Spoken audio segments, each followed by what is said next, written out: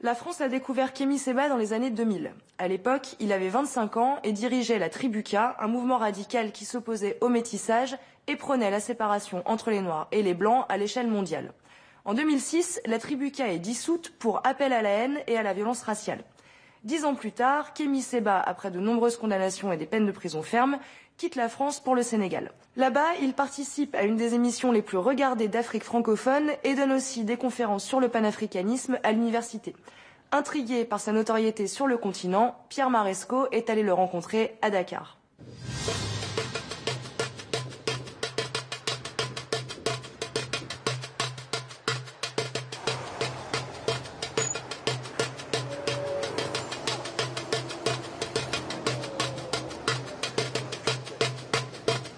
Depuis qu'il s'est installé à Dakar il y a 5 ans, Kémy Séba a envahi la scène publique et médiatique africaine.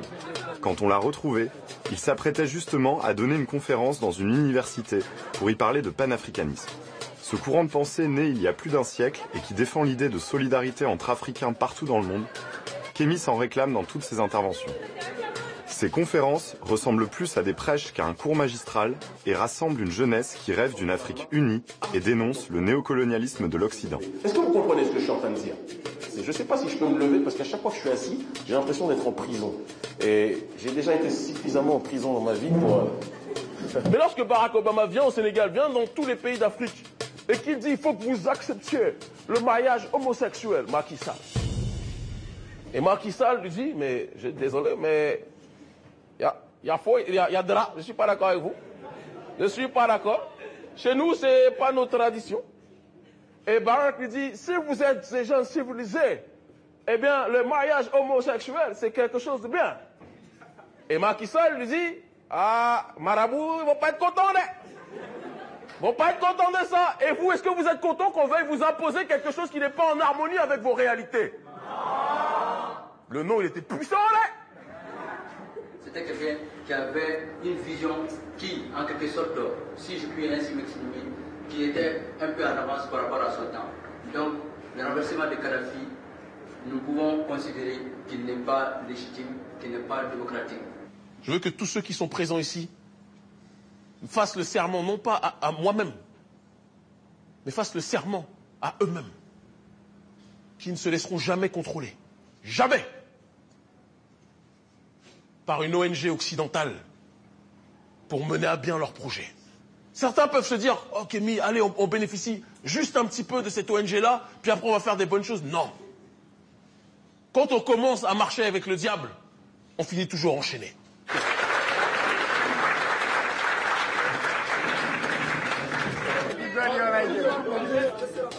Tout le monde y aura, il n'y a pas de problème. Mais qui est vraiment ce prof pas comme les autres? 2 passages en prison, des condamnations pour incitation à la haine raciale, outrage à agents, violence en réunion, contestation de crimes contre l'humanité. À 34 ans, Kémy Séba a un casier à faire pâlir pas mal de juges d'instruction. Inspiré par le radicalisme d'organisations afro-américaines genre Black Panthers, il se fait connaître en fondant la Tribuca, un mouvement habitué des actions coup de poing qui prônait la séparation entre blancs et noirs. On l'a dit, on le répète, quand quelqu'un marche sur les pieds des Noirs, contrairement à des gens qui, à un moment donné, pensaient que la Tribuca est dans une logique de parole, nous on est dans une logique d'action, même si beaucoup commencent à le découvrir aujourd'hui.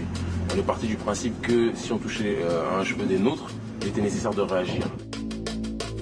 Malgré la dissolution de la Tribuca par les autorités françaises, Séba continue ses diatribes violentes au sein d'autres mouvements comme le NDI, avec lequel il défend cette fois la cause tiers-mondiste. Antisioniste revendiqué, il multiplie les déclarations chocs à l'égard d'Israël et de la communauté juive, jusqu'à se faire appeler le nazi noir par ses détracteurs. Les sionistes aujourd'hui sont les nazis du XXIe siècle. À mort Israël! À mort les sionistes! À mort les sionistes! Antisionisme ou antisémitisme, panafricanisme ou suprémacisme. Difficile d'y voir clair dans le discours virulent et ultra-provoque de Kémy Séba. Si on a décidé de lui tendre le micro aujourd'hui, c'est parce que malgré son passé sulfureux, l'ex-leader de la Tribuca séduit sur le continent africain et on avait envie de comprendre pourquoi. Ça va mon frère, ça va la famille. On était dans une période où on était obligé de provoquer pour se faire entendre. à une certaine époque. J'étais dans un environnement que j'estimais être hostile, moi qui m'agressais. C'est comme ça que je le ressentais. Et en arrivant ici, je suis arrivé dans un endroit où je me suis senti apaisé. Les gens aiment, quand tu es véridique, attention, hein, le public sénégalais ne gobe pas tout. Il peut être très méchant quand il voit des charlatans qui essaient de l'escroquer. Ouais. Mais quand tu parles le langage de ces gens-là, quand tu parles de leurs aspirations, je sais qu'on est plus soutenu et suivi. On est plus soutenu ou suivi que certains politiciens. Et justement, quelle perception ils ont les gens ici de ton combat et de ce que tu défends? Considère comme un... Parce que honnêtement, en France, on te considère comme un suprémaciste, racialiste, antisémite, etc. Un nazi noir. Oui, voilà, c'est ça. C'est comme ça qu'on t'appelle malheureux en Europe. Et peut-être qu'il faut que les médias français se posent des questions sur la notion de leur objectivité aussi, par rapport au traitement de l'information. Ouais. Ici, on me considère comme un intellectuel panafricaniste, un jeune révolutionnaire qui essaye de contribuer au changement des mentalités.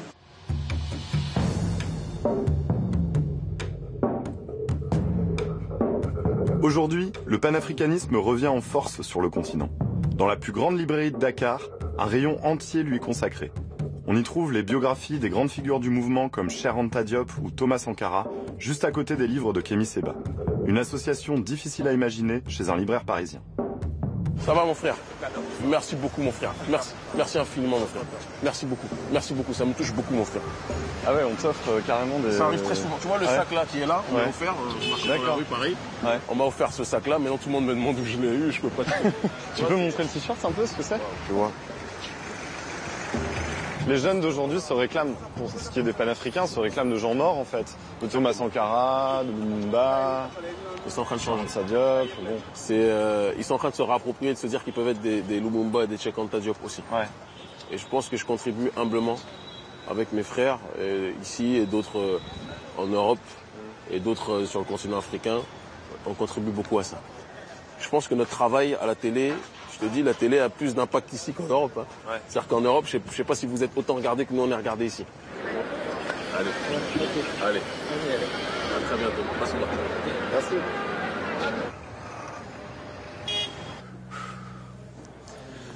Alors là, on est dans les studios de la 2S TV, c'est la deuxième plus grande chaîne de télévision sénégalaise. Et c'est sur ce plateau que Kémi Séba va présenter sa nouvelle émission. On n'en sait pas grand-chose encore, il nous a juste dit qu'il allait être seul sur le plateau et faire des chroniques géopolitiques, un peu sur le même modèle que les chroniques qu'il fait pour l'émission Le Grand Rendez-vous, qui est une émission basée sur le modèle de On n'est pas couché de Laurent Ruquier en France. Comme On n'est pas couché en France, Le Grand Rendez-vous bat des records d'audience au Sénégal. Diffusé sur le continent via le bouquet Canal Satellite, c'est l'un des talk-shows les plus suivis dans toute l'Afrique de l'Ouest francophone. Et cette popularité, les producteurs de l'émission la doivent en grande partie à Kémi Séba. En 2013, ils décident de l'embaucher pour ses talents de polémiste. Très vite, ses chroniques deviennent populaires et sont partagées sur Internet. Aujourd'hui, plusieurs d'entre elles ont été vues des centaines de milliers de fois. Les personnes poursuivies par la CPI sont dans leur quasi-intégralité des gens qui sont africains aujourd'hui. Il faut qu'on se pose des questions. Les États-Unis ont bombardé des pays au Moyen-Orient. Ils ont détruit la Libye. Aujourd'hui, il y a des chasses aux nègres parce que justement le pays a été déstructuré. Il est temps que les Africains apprennent à décider de leur propre destin et ne pas vendre leurs frères à une cour pénale supérieure. Voilà ce que c'était la chronique de Kémi Séba. On peut être d'accord ou pas. Exactement. Mais le plus important, c'est de donner des faits pour être en désaccord. Sinon, c'est pas là. Monsieur Pierre. Monsieur Séba, ça va? Ça va bien. Ma démarche est panafricaine. Quelle que soit la thématique dont on parle, on doit rendre ça universalisable. Soit, certes, c'est-à-dire être compris par tout le monde, mais intelligible en priorité pour les Africains dans leur globalité. Du continent, de la diaspora. À ton avis, que pense la jeunesse africaine des médias occidentaux? La jeunesse africaine a un regard très critique sur ce qu'on lui impose, sur des médias qui pendant longtemps ont donné le ton en ce qui concerne ce qui devait être dit et ce qui ne devait pas être dit. La jeunesse africaine est extrêmement critique aujourd'hui. Canal+ va lancer une chaîne de télé panafricaine. Qu'est-ce que tu en penses? Il lance une chaîne panafricaine, mais elle n'est pas panafricaniste. C'est-à-dire panafricaine au sens qu'elle va être diffusée partout sur le continent, mais qui ne croit pas que les panafricanistes, qui sont de plus en plus nombreux sur le continent, cette jeunesse que tu as vue ces derniers temps, qui ne pensent pas que ces derniers vont être naïfs et prendre pour argent comptant ce qui est énoncé par un média qui appartient à un groupe français. On s'adapte. Nous revoilà donc sur le plateau d'Apocratie après ce petit tour d'actualité. Difficile d'imaginer un type comme Kémy Séba être invité à déjeuner chez un ancien ministre français. Ici à Dakar, le polémiste star de la 2S TV fréquente certains politiques. C'est le cas de Ngoné Ndoye, qui a fait partie du gouvernement de l'ancien président sénégalais Abdoulaye Wade. Pour elle, l'hostilité des autorités et des médias français envers Kémy Séba résulte d'une différence de perception et d'intérêt entre l'Afrique et l'Occident. Que ce soit par rapport à Séba ou à Kadhafi, son point de vue rejoignait celui des étudiants qu'on avait rencontrés en arrivant. Tout le monde regrette Kadhafi, tout le monde regrette ce qui s'est passé. Et je puis vous dire aujourd'hui que les jeunes Africains regrettent d'avoir pas été comme ça sur le front défendre Kadhafi. Exactement. Et je vous le dis clair. Partout.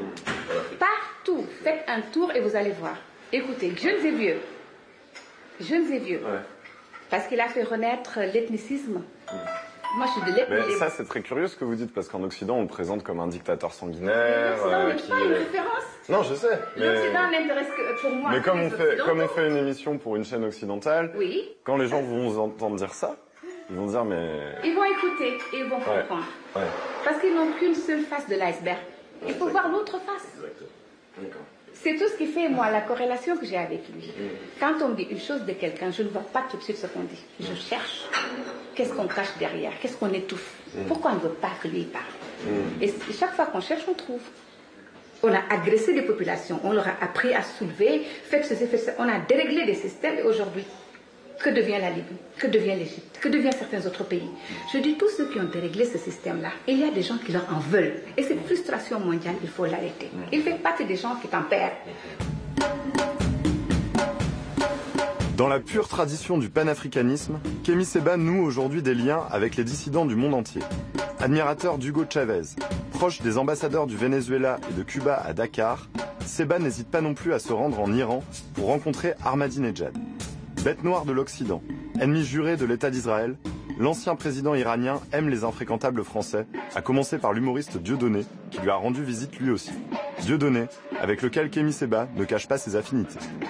Les médias occidentaux, de manière générale, préfèrent montrer toujours l'aspect sulfureux de ma démarche. Il y a une démarche sociale et une démarche idéologique extrêmement importante dans ce que je fais. J'écris des bouquins, j'essaye de toucher des gens dans le raisonnement aussi. Moi, je ne vais pas tricher. Je suis un jusqu'au-boutiste. Il y a plein de choses sur lesquelles je ne suis pas d'accord avec Dieudonné. Dieudonné, c'est un peu plus United Color of antisionisme. Moi, là, je suis dans une époque, une période où c'est panafricanisme, point, et solidarité du panafricanisme avec tous les courants de résistance du monde entier. Et Ahmadinejad, moi, je vais le voir pourquoi, parce que c'est la mouvance des non-alignés. C'est l'un des derniers grands résistants dans cette mouvance des non-alignés, considéré comme tel par tout le monde. Tu vas à Téhéran aujourd'hui, c'était comme à Cuba dans les années 60. Je vois des Russes, je vois des Sud-Américains, je vois des Européens résistants, je vois d'extrême gauche pour certains, des nationalistes de l'autre, etc. Réduire la personne d'Ahmadinejad à de l'antisémitisme, c'est d'un grotesque digne du CRIF.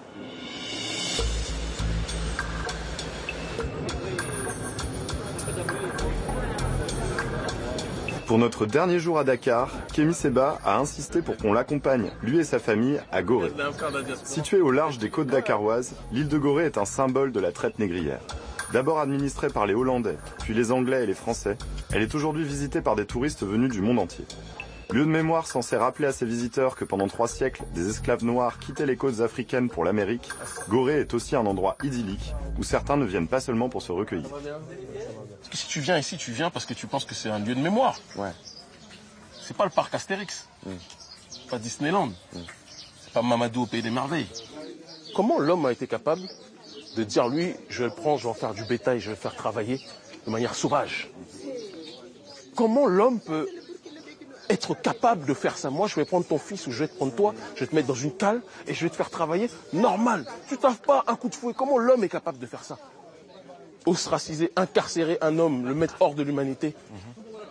C'est arrivé à notre peuple, ça peut arriver à tout le monde. Tu vois là, Gorée, rue Saint-Germain, ça date de l'époque coloniale ou même précoloniale. On n'est plus en France. Saint-Germain, ça sonne Saint-Germain, c'est pas Dakar. Moi, ça me pose problème. Tu vas aller à Auschwitz, tu vas pas voir rue Goebbels. Tu vas pas voir rue Adolf Hitler, Himmler.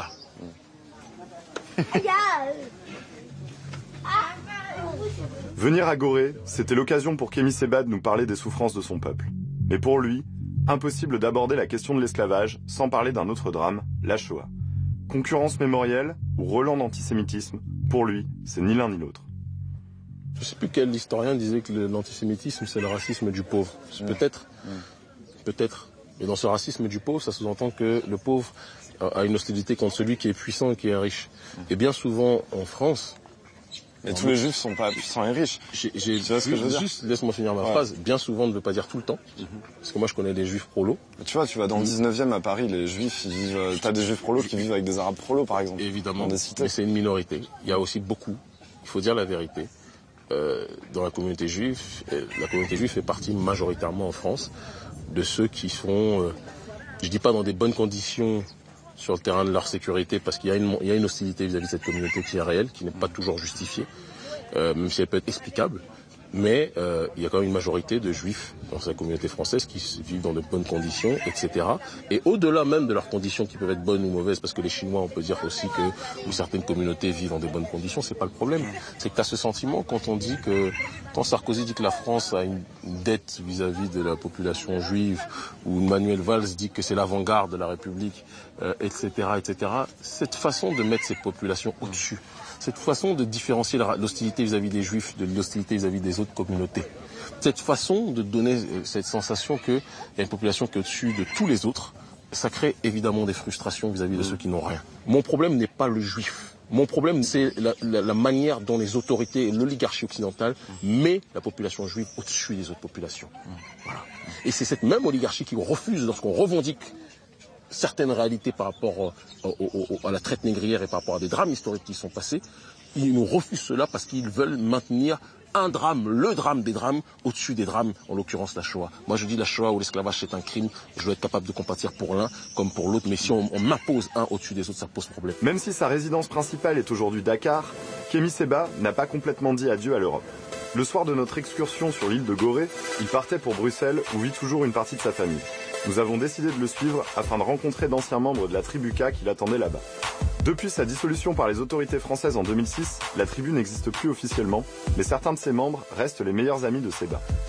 10 ans après sa dissolution, certains membres de la tribu K ont accepté de s'afficher avec leur ancien leader devant nos caméras.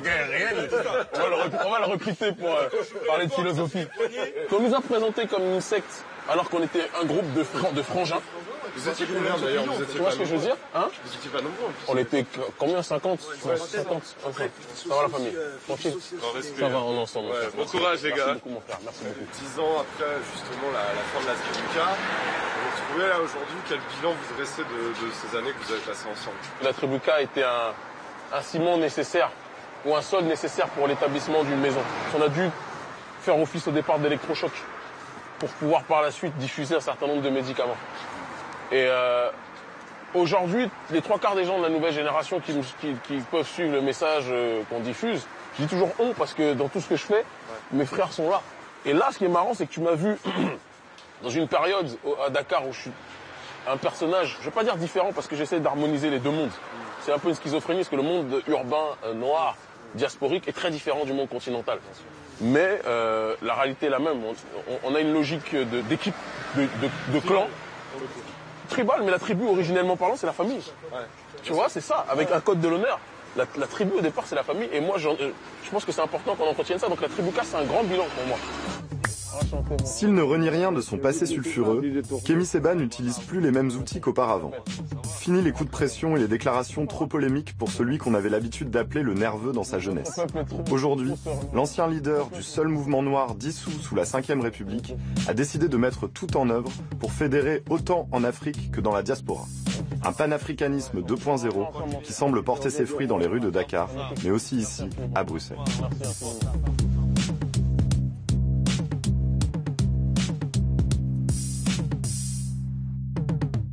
En 2006, Kémy Séba et une trentaine de membres de la tribu K font une descente rue des Rosiers dans le quartier juif de Paris. Leur but, en découdre avec la Ligue de défense juive, dont certains membres étaient supposés avoir agressé des éboueurs noirs en marge d'une manifestation en mémoire d'Ilan Halimi. Ce jeune juif avait été enlevé par Youssouf Fofana et son gang des barbares dans l'espoir de toucher une rançon. À l'occasion des 10 ans de l'enlèvement et de l'assassinat d'Ilan Halimi, l'Union des étudiants juifs de France a commandé un sondage qui a été publié dans Le Parisien. À la question « Pensez-vous que les Juifs sont plus riches que la moyenne ?», un tiers des Français a répondu oui, des préjugés qui restent décidément très tenaces. Maintenant, je reçois Claudie Siard, qui est le fondateur de Tropique FM, qui anime une émission de radio sur RFI et surtout qui est un militant pour la cause panafricaniste. Bonsoir Claudie. Bonsoir Pénélope. Qu'est-ce que vous pensez du succès de Kémy Séba en Afrique et surtout, comment vous positionnez par rapport à son combat ? Alors, vous savez, le propos de Kémy Séba touche le cœur des gens parce qu'il traduit le quotidien des gens qui souffrent de la malgouvernance, qui souffrent d'une politique France-Afrique ou Europe-Afrique qui malheureusement n'offre pas la possibilité d'une vie meilleure.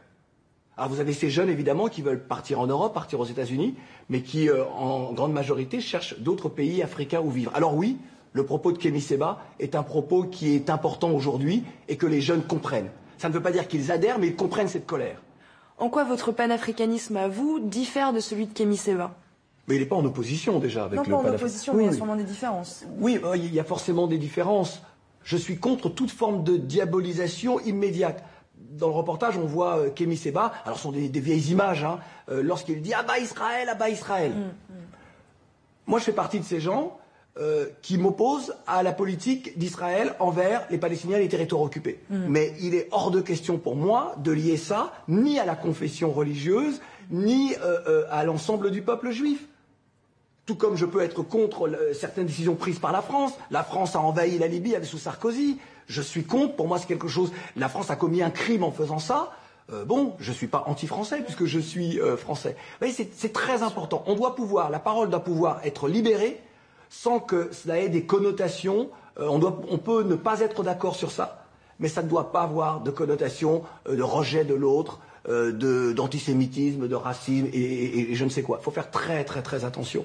Kadhafi, on voit des étudiants dans le sujet qui le soutiennent, on voit aussi l'ex-ministre du Sénégal qui le soutient, alors qu'ici en Europe, on a une vision de Kadhafi, et on le voit comme un dictateur sanguinaire et horrible. Comment vous expliquez cette différence de perception ? Cette perception qui n'est pas la même, eh bien c'est tout simplement parce que les histoires sont différentes. Parce que le quotidien des gens est différent. Donc pour nous, Kadhafi, lorsque je dis pour nous, parce que c'est un tueur quand même, le gars, c'était pas un enfant de cœur. Mais c'est un héros parce qu'il avait une vision pour l'Afrique. Il a fait en sorte que des infrastructures soient réalisées, des routes, des hôpitaux. Et puis, il a parlé des États-Unis d'Afrique. Il a parlé d'une monnaie africaine. Et on sait que cette monnaie africaine aurait mis en danger ce franc CFA qui rapporte énormément d'argent à la France, des milliards. Donc oui, Kadhafi est un héros et restera un personnage totémique pour les Africains. Et vous verrez que dans quelques années, sa photo trônera aux côtés de celle de Lumumba, de Mandela et des autres. Merci beaucoup Claudie, on est très content de vous avoir donné la parole. Merci beaucoup. On quitte l'Afrique pour l'Amérique du Sud maintenant. En Colombie, depuis la fin des cartels en guerre contre l'État, la violence touche surtout les plus pauvres. À Buenaventura, sur la côte pacifique, vit une communauté d'origine africaine historiquement défavorisée. Sur fond de rites vaudous, une criminalité morbide s'y est développée et les populations locales terrorisées ne se sentent plus du tout protégées par les autorités.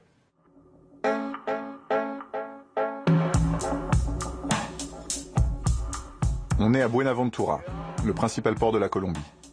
Plus de la moitié des exportations du pays passent par cette ville de la côte pacifique. Pourtant, ces vieux bidonvilles sur pilotis restent parmi les zones les plus pauvres et les plus violentes du pays. La verdad es que nosotros acá siempre hemos sido tildados como zona roja, ¿no? ¿Por qué no decirlo que éramos hasta discriminados? Y no, y hasta el momento lo somos. Entonces a raíz de eso muchas veces el conflicto ha surgido.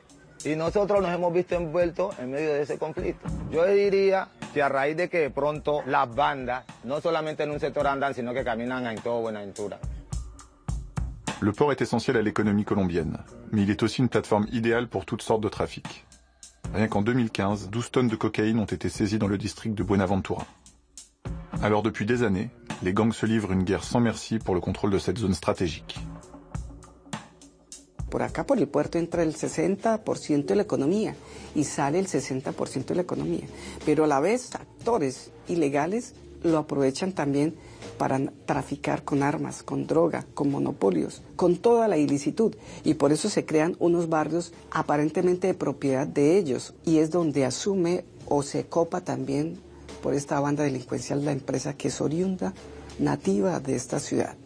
Pour protéger leur territoire, les gangs ont décidé de semer la terreur. Des dizaines de corps démembrés ont été retrouvés dans toute la région et surtout dans les bidonvilles. Personne ne connaît ce genre de crime mieux qu'Henri Ramirez. Depuis des années, il couvre les faits divers pour plusieurs médias locaux. Et ce matin, il est de nouveau sur le terrain. Aquí donde estamos ya es Gamboa, donde están haciendo un tanque elevado y donde la comunidad, pues, por el olor, está una persona enterrada. Ahora estamos un poco a 20 pasos de donde está esta persona, pues sacaron una parte de las piernas. Le están diciendo que tiene cortados los dedos.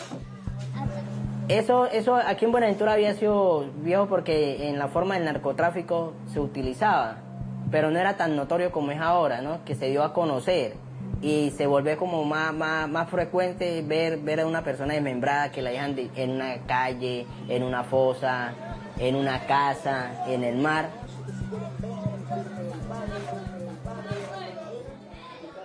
Assez vite, la police pense avoir identifié la victime.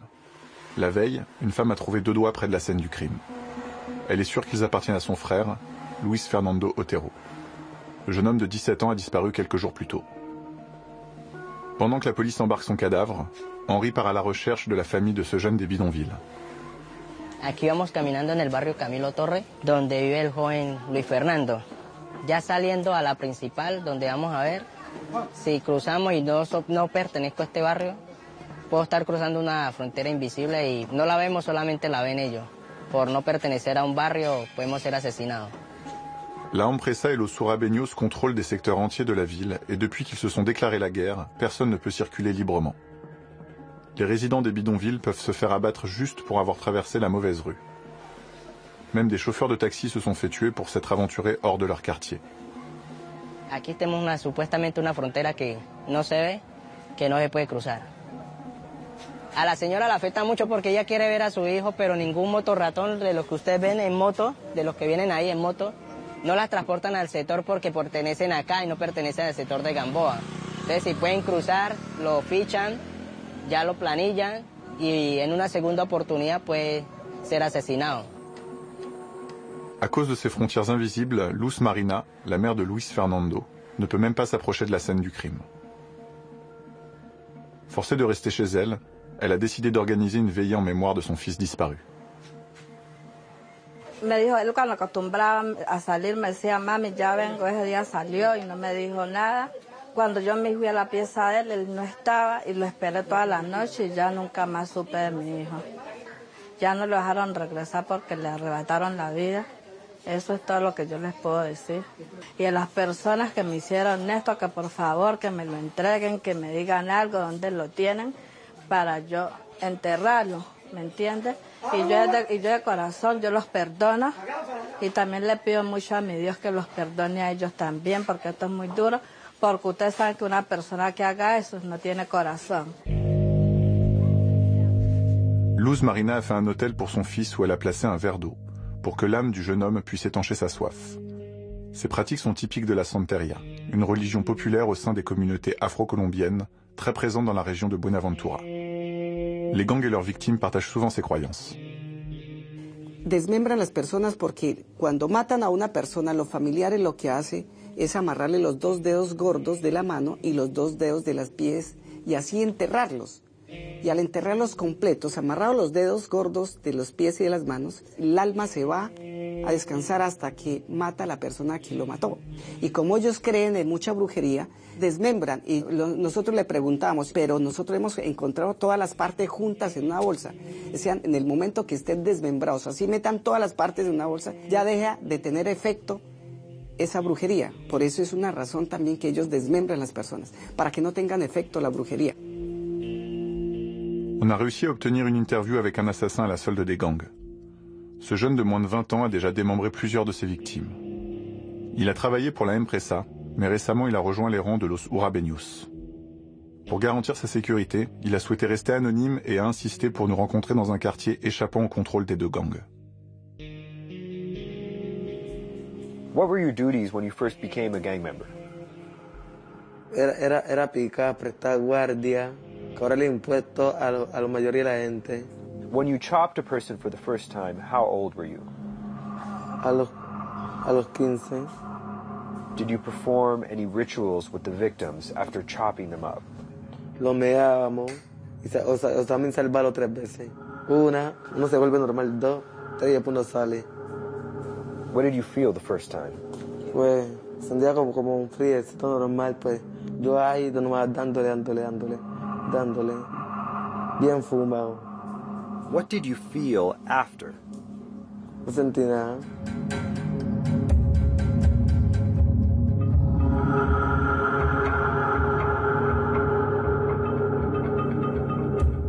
Y entonces la casa de pique empezaron a generarse, a tener eco en los medios de comunicación y en la sociedad. Suena tenebroso, casa de pique, como una casa ubicada para picar personas como picar un ganado. How do you chop someone up? Uno lo primero que hace es volarle la cabeza. Después le mocho las manos, le empiezo a mocharle las manos, después los pies, y después así la barriga normal, en tuquito. Y el problema es durísimo, con machete, lo que haya, hasta con cuchillo. Terrorisés par les gangs, des milliers d'habitants ont décidé de fuir Buenaventura. Pourtant, il a fallu attendre la veille des présidentielles en 2014 pour que les autorités se décident à agir. Suite au déploiement de l'armée, le nombre de meurtres a effectivement chuté, mais la violence est loin d'avoir disparu. En février dernier, un nouveau corps démembré a été découvert. À Bajamar, des citoyens ont pris les choses en main. Ils ont fondé une zone humanitaire où toutes les armes sont proscrites, même celles des militaires. On a rencontré une des activistes à l'origine du projet. Selon elle, il ne suffit pas de patrouiller dans les rues. Il faut combattre la culture de la violence. Digamos, acá en el espacio humanitario en estos momentos hay 279 familias que corresponde a 960 personas. La mayoría son niños. Estaban prácticamente copiando lo que veían. Entonces había, digamos, guerra entre ellos internamente, como digamos los de adentro por los de afuera, o sea, ya el sector estaba dividido. Pues ellos al principio los juegos que implementaban eran las pistolas de palo y ya más adelante se fueron, digamos, agravando las cosas, que fueron empezando a decir que no, que lo capturaban y lo iban a picar. Entonces esa era una de las cosas que alarmaba a la comunidad, de mirar a nuestros niños cómo están jugando prácticamente a la guerra. Ahora que nuestro barrio está unido, los quieren reuntar, siente la presión. Mira que este grito viene del Yera, no somos matones, mira que este barrio hoy se revela.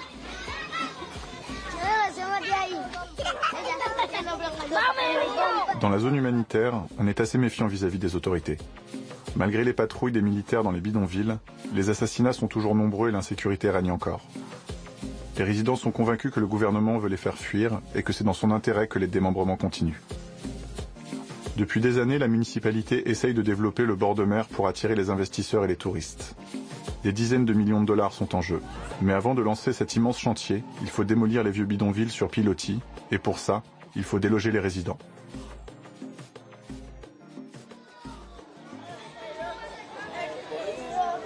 Pero a raíz de que ellos, digamos, quieren arrancar con el malecón, hemos vivido, digamos, una violencia que jamás, digamos, aquí en Buenaventura habíamos visto. Que ellos quieren reubicarnos a un barrio arriba que se llama San Antonio y que nosotros estamos, digamos, invadiendo este territorio, pero, digamos, nosotros sentimos que no, porque estos son territorios que ya hemos ganado.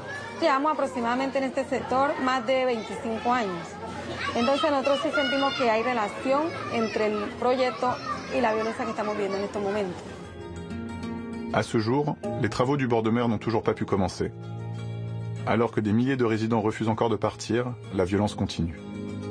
En 2015, 77 meurtres ont été recensés. Pour essayer de se protéger des gangs et du gouvernement qui s'entête à les déloger, de plus en plus d'habitants se réfugient dans les zones humanitaires qui se multiplient dans les bidonvilles.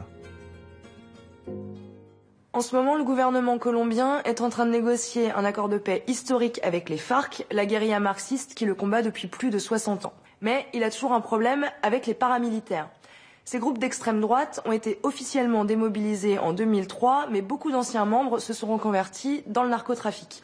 Aujourd'hui, ils sont considérés comme les principaux responsables de la violence dans le pays.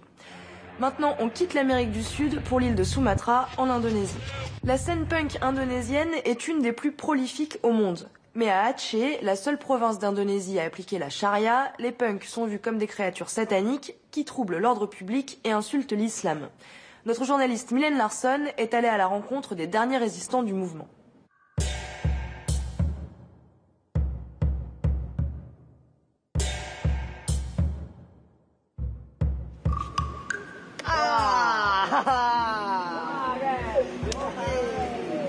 Do you hang out here every day? Iya, Museum Street Punk Skate. Nama bandnya Trotoar Chaos. So, what do you play? Do you play guitar or sing? Vokal. Sing?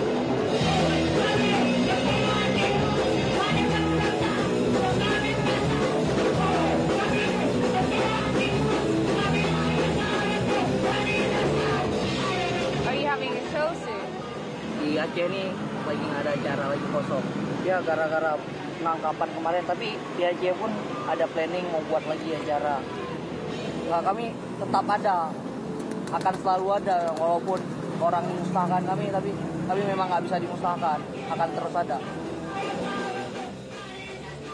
Ces jeunes, qui traînent à côté d'un musée en mémoire du tsunami qui a ravagé une partie de l'Indonésie en 2004, sont vus comme une menace par les autorités et les fondamentalistes islamiques. Pourquoi ? Parce qu'ils sont punks et n'hésitent pas à dénoncer la corruption et l'oppression religieuse dans le plus grand pays musulman du monde. Aceh est la seule province indonésienne régie par la charia et le sentiment anti-punk y est très fort. En 2011, 65 punks se sont fait arrêter par la police religieuse lors d'un concert en soutien aux victimes du tsunami. On les a placés en rééducation, on les a tondus et on a brûlé leurs vêtements avant de les remplacer par des uniformes. They violated Islamic laws. Boys and girls mix freely, girls engage in free sex, things that make the situation uncomfortable and violate other people's rights. Malgré la répression toujours plus grande, la scène punk d'Aceh survit. Du coup, on a décidé de partir à la rencontre des 19 derniers punks du coin. Pour aller là-bas, Mylène a pris l'avion jusqu'à Medan dans le Sumatra du Nord. Ensuite, elle a roulé pendant toute une journée avec Kartika, notre guide. Kartika fait partie de Tika and the Dissidents, un groupe punk originaire de Jakarta. Elle nous a présenté un chauffeur qui nous a conduit jusqu'à Kuala Simpang, une ville de la province d'Aceh, où on avait rendez-vous avec Yudi, un des 65 punks arrêtés et placés en détention. Il nous attendait à une station de bus avec ses potes. Orang pang di Aceh katanya udah diharamkan. Diharamkan kata DPU atau kami keluar dari SPN Selama pada saat itu. Mereka terlalu mendogma. Karena pang ini dianggap mengancam bagi pemerintahan, bagi orang yang gila-gila kekuasaan. Mereka sudah tahu ideologi kita, idealis kita apa, sehingga mereka terus mencari-cari kesalahan kita melalui dari perlakuan kita. Tapi itu hanya individual, tidak dari komunitas.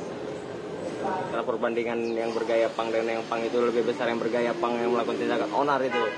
Juga sehingga kita sulit bertahan di Banda Aceh karena tekanan kemana dia tentu yang mencabulian orang, dia nanti rampok, jambret atau melakukan tindak-tindak kriminal. Why would they pretend to be punk and do all these crimes?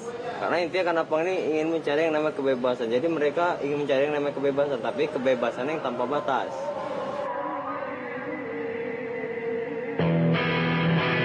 How strict are they with covering up in Aceh? I don't know what will happen if we don't cover up. If we're gonna get pulled by the Sharia police. The Sharia law to them is considered Aceh culture. So you have to dress accordingly to the culture, which is with a hijab for women. Comme elle n'avait pas envie de se faire arrêter par la police pour n'avoir pas suivi les codes vestimentaires locaux, Mylène et Kartika ont décidé d'aller s'acheter des hijabs. I don't know which one to get. Do you think I should take the tie-dye one? I think so, yeah, that's pretty cool. This one looks really punk. It has holes in it and stuff. Yeah?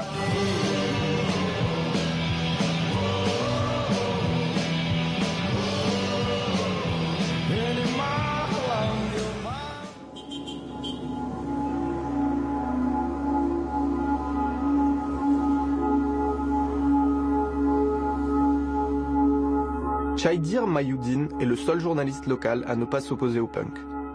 Your photos spread all over the world. What was the reaction here, being a Banda Aceh journalist? Did you get any trouble for it? Sedikit sulit ya. nulis fakta yang terjadi di Aceh. Kita sering dicap pro luar negeri atau apa, termasuk saya sendiri. Ada yang beberapa mengatakan saya tidak pro syariah. Kalau pengalaman saya pribadi, saya lahir di sini, Aceh ini tidak seperti sekarang. Tidak. Sebelum tsunami itu malah ada pang, itu ada sekitar tahun 80 di Aceh. Awal masuk pang itu di tahun 80. Saya pikir gejala seperti ini pasca tsunami. Makanya setelah tsunami itu pang lebih membangun lagi dan mereka lebih solid, lebih ramai di Aceh. Ya. Yudi et son pote Caplex nous ont conduits à la principale attraction touristique de la ville. Un énorme cargo que le tsunami a emporté jusqu'ici, à des kilomètres de la côte. Kota ini, ibu kota Banda Aceh dari Loknga, Lampu'u, Lele, sampai ke kota. Itu semuanya rata di kota air. Tiba-tiba lagi lihat bangunan roboh, ada orang bilang, air laut naik. Pertama airnya nggak tinggi, cuma segini. Cuma disapu kaki orang pada terpanting semua. Mental-mental orang. Kira-kira jaraknya setengah meter lagi hampir kena ombak tuh. Cepat-cepat manjat pagar masjid raya. Alhamdulillah selamat, tempat orang-orang ambil wudhu di situ. Tapi yang anehnya, masjid raya tuh rendah, tapi airnya lebih tinggi. Tapi masjid raya sedikit pun nggak kena, percikan airnya nggak kena.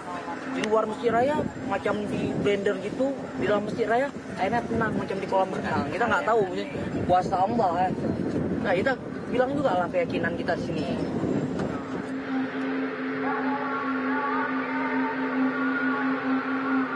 Ini bukan Arab, Bung. Bukan. Kau paksakan budaya, tapi kita bukan di Arab, bukan hidup di zaman Nabi. Cepat-cepatlah kau mati, tagih pahalamu di surga, surgamu neraka bagiku. Atas nama Tuhan ciptakan ketakutan. Surgamu neraka bagi kami, fasis kolo, penyembah agama, simpan semua ceramahmu. You were all in the detention center together, right? Ya, 65 orang. Tapi kalau yang di sini dari SPN, dia, sama dia. Malah kami dibotaki, pakaian kami, dresan kami semua dibakar.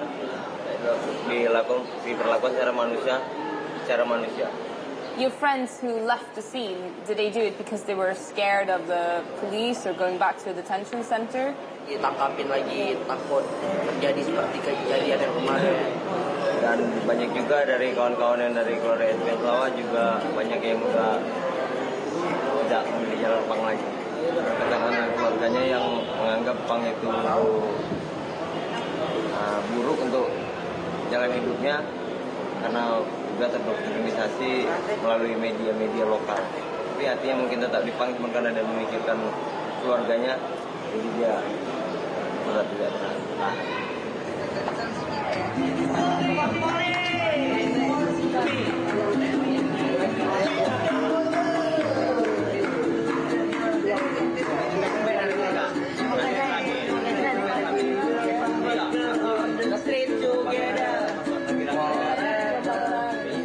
Kami untuk nggak ngepang lagi, tapi kami tetap ngepang karena pada dasarnya kami memang berjiwa pang. Mau kayak mana cara dirubah kami nggak akan berubah. Ce soir-là, on a assisté à un truc assez inattendu. Le fils d'un haut fonctionnaire organisait le premier concert punk de Banda Aceh depuis l'arrestation des 65 jeunes. Oh, ya ini lagi udah dekat nih. Is this a very rare thing that you can go to a punk show in Banda Aceh? Wah, sangat langka. Di sini haus acara. Acara diadakan acara-acara gigs punk. So how come this is allowed? Kami pun kemarin acara karena outdoor, orang ini indoor di dalam ruangan. Kami buat acara lebih belak-belakan, frontal gitu. Orang ini tempat tertutup. Nah, belok kanan deh. Nah, kami turun di sini. Vu les relations de l'organisateur et le fait que le concert avait lieu en intérieur avec un groupe étranger, la police a fermé les yeux. Pendant une nuit seulement, les punks de Banda Aceh avaient l'air d'avoir oublié toutes les persécutions dont ils sont victimes.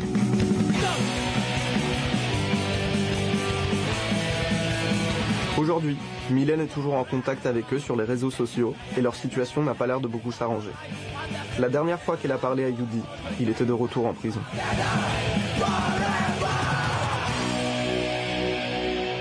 En Iran, la charia est appliquée depuis 1979 et les réseaux sociaux sont censurés, voire tout simplement interdits. Mais avec la démocratisation des connexions privées à distance ou VPN, l'État ne peut plus tout contrôler. Récemment, le pays a vu naître un compte Instagram un peu particulier qui s'appelle Persian Alternative Girls et qui diffuse des photos de filles punk, maquillées, colorées et percées. Dans la foulée, une journaliste iranienne a même lancé son propre site My Still See Freedom où elle invite les femmes à faire tomber le hijab. Sa page Facebook a quand même déjà 950 000 abonnés.